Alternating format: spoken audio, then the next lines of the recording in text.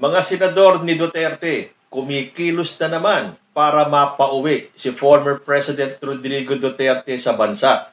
Meron po kasing ihahain na resolusyon itong si Senator Padilla para mapabalik si dating Pangulo. Eh di ba, panay naman ang sigaw nila na bring him home, bring PRRD home. Ilang buwan na ba? Bakit hanggang ngayon nandun pa rin siya? So, kailangan resolution. Magtagumpay na kaya sila this time? Nako, parang awa nyo na. Sana magtagumpay na itong Duterte Black na to na mapauwi si dating Pangulong Rodrigo Duterte. Sana nga, sana nga, sana nga. Pero yan, malamang mangyari yan kapag puti na ang uwak. Magandang araw po sa inyo lahat and welcome back to my channel.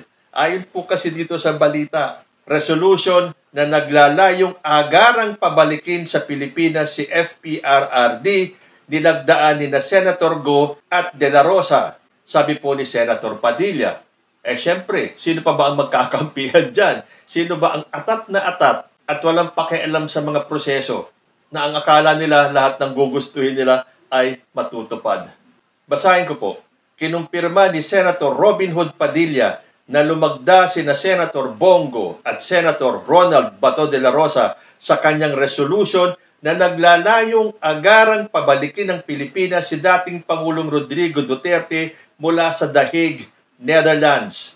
Gaano ba kabilis yung agarang pabalikin? 3 months na rin yung matanda, hindi pa naman nila napapauwi. Para bang ganun kasimple? Maghahain ka lang ng resolution, papirmahin mo yung mga Duterte Black, isubmit mo sa ICC at agaran. Bukas na bukas din, laya na si Digong. Halatang halata na itong ginagawa ni Robin Padilla ay paepal lang.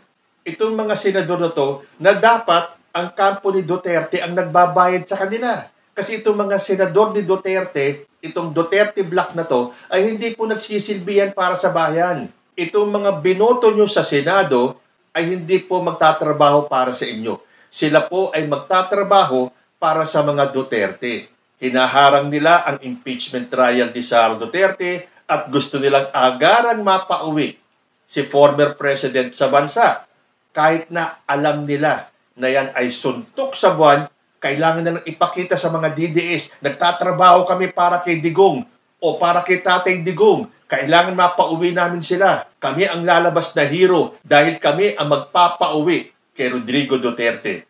O teka muna, hindi ba ang sinabi ni Sara Duterte, hindi siya kikilos, hindi siya ang magpapauwi, kundi si Amy Marcos.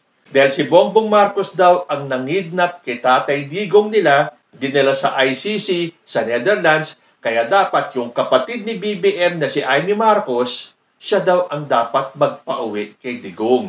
So, ano itong ginagawa nila, Robin? Ang utos na nga ni Sara Duterte, si Amy ang dapat mag-uwi at magbalik kay Digong dito sa Pilipinas. Pero siyempre, hindi naman kaya ni Amy yan Hanggang salita lang din naman si Amy Paepal din naman kasi yan Ewan ko ba kay Amy Marcos? Hindi ba niya nararamdaman na hindi siya welcome sa Duterte camp? Ayaw sa kanya ni Harry Roque, ni Sal Panelo, ni Maharlika, pero pinagpipilitan niya ang sarili niya sa mga Duterte. Well, bayaan nyo. Paglubog naman ng mga Duterte kasama si Amy Marcos, good riddance. Dahil isa kang traidor sa pamilya. Kung ang sarili niyang kapatid at pamilya na traidor ni Amy Marcos, yan pa kayang kampo ni Sara Duterte? Well, hindi naman po natin pinangungunahan si Amy Marcos. Pero kung nagawa niya minsan, traidorin ang kanyang pamilya, ano ang hahadlang sa kanya para traidorin si Sara Duterte? Tuloy ko. Subalit, hindi pa nagbibigay ng kopya ng resolution ang opisina ng senador dahil hindi pa ito naihain sa mataas na kapulungan ng Kongreso. Pinasalamatan naman ni Senator Padilla ang dalawang kasamahan niyang senador sa kanilang paglagda at sinabing bukas pa rin siya sa iba pang senador na nais na lumagda sa naturang resolution sa mga susunod na araw. Natural, sino ba ang susunod dyan? Siyempre, after Bato and Bongo, Marcoleta na ang susunod. At bakit wala pa si Amy Marcos, hindi pa pumipirma dyan? Kayo-kayo na lang ang pipirma dyan. At kung may iba pang pipirmang senador dyan, goodbye na sa mga karera ninyo. Kung akala ninyo na gustong palabasin ng mga DDS na ganun pa kalakas ang puwersa ng mga Duterte, gumising-gising na kayo. Mulat na ang mata ng supermajority ng mga Pilipino na ayaw na sa mga Duterte. So nananawagan si Padilla dun sa mga gustong pumirma pa dyan sa kanyang resolution. Sigurado, Marcoleta, Amy Marcos, sino pa ba? Cynthia Villar sana pero wala na siya dyan sa Senado. Siyempre, yung anak niyang si Camille Villar. Ang mga ehersito. Hindi ba mga tagapagtanggol din yan ni Sara Duterte? Tuloy nyo lang yan. Tandaan nyo, iilan lang kayong senador laban sa majority ng mga Pilipino. Lagi pong nagwawagi ang taong bayan. Meron niya akong nabasang survey kung kanino daw mas nagtitiwala ang taong bayan. Kamara or Senado? 100% Kamara, 0% sa Senado. Paano ka ba naman talaga magtitiwala sa mga senador natin ngayon? Ang dami nga nagsasabi, dapat i-abolish na yung Senado na yan Kasi hindi ba naman halata, pakapalan na lang talaga ng mukha sa Senado. Iilan na lang sa mga senador na yan ang totoong naglilingkod para sa bayan. Ito nga panibagong galawan na naman ng Duterte Block.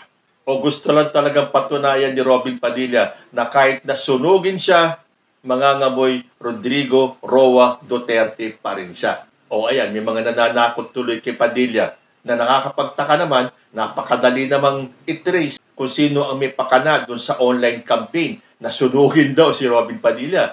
Ayaw. Bakit? Kasi drama lang yung online campaign na yon. Okay, kahit naman hindi sunugin si Robin Padilla, mangangamoy Rodrigo Duterte pa rin. May padrama-drama pag sunugin daw siya. Hindi na kailangan sunugin, nangangamoy Duterte ka na nga Inihayag din ni Senator Padilla na higit pa ito sa isang resolution dahil isa rin niya itong panawagan para sa pagkakaisa, paggalang sa soberanya at hustisya para sa dating Pangulo na matapang na nagsilbi sa bansa. Ayan na naman sila sa sugar coating Palalabasin na mabuti, na matapang, na the best president si Rodrigo Duterte. Na ito daw resolution ni Padilla ay panawagan para sa pagkakaisa.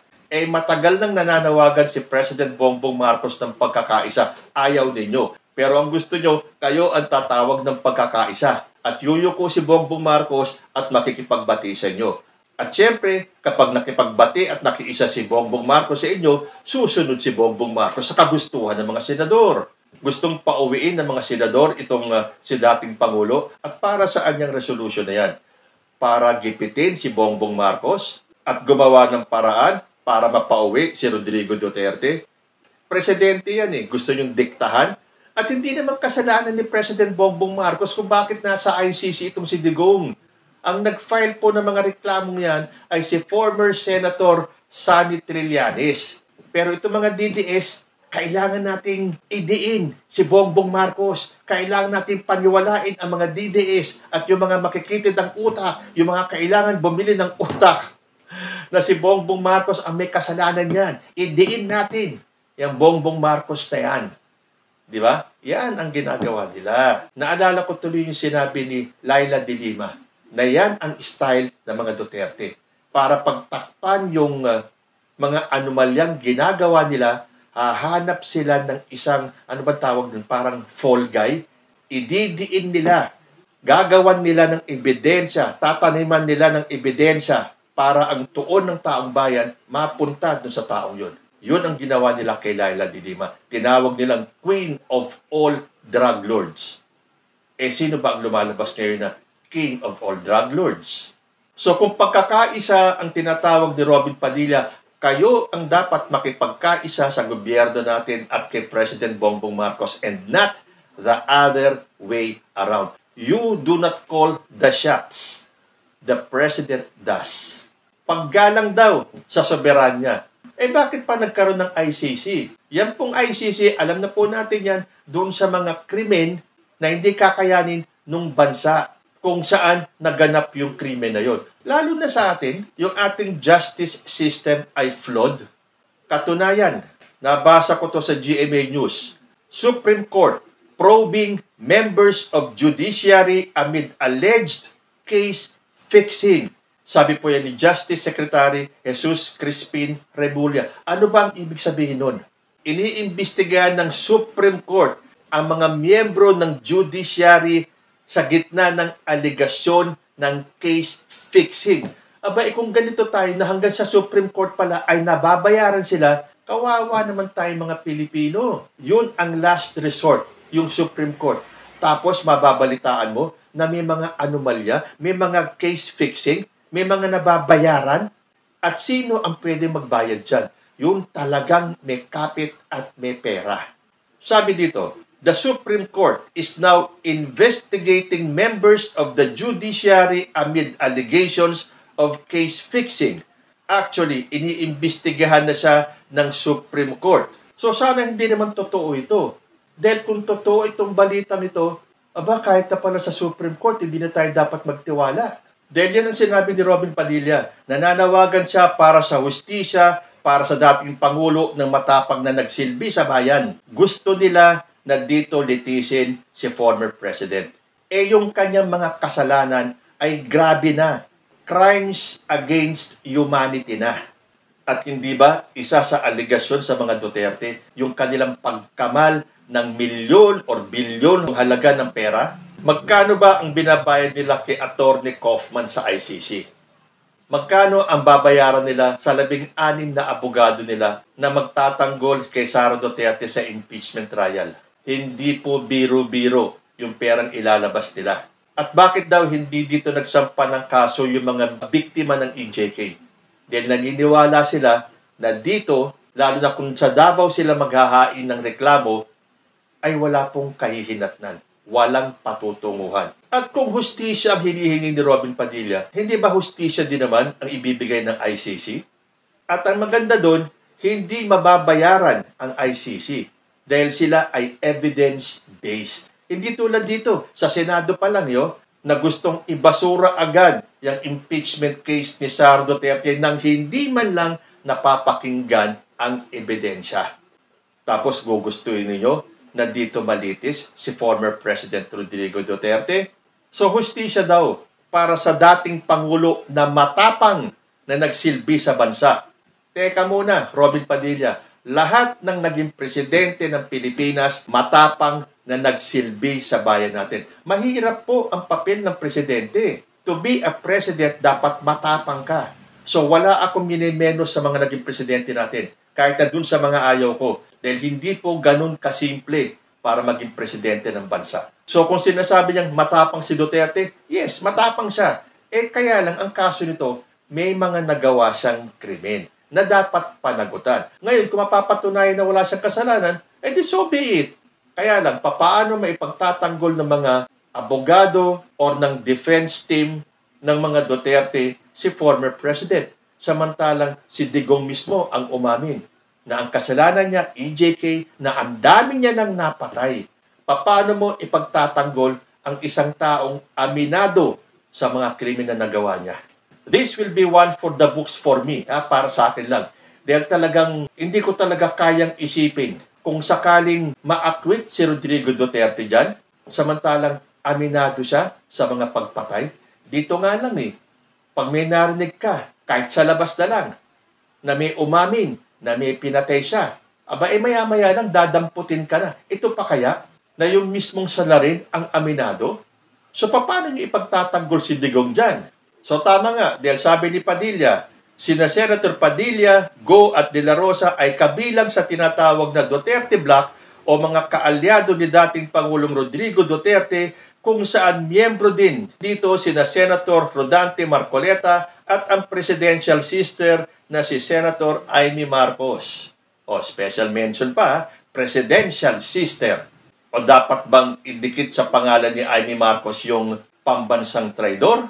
So, magtagumpay na kaya itong Duterte Bloc para agarang mapauwi si former President Rodrigo Duterte? Go for it, Robin Padilla. Kayang-kaya mo yan. Dahil hindi ka na kailangan sunugin para mangamoy Duterte ka.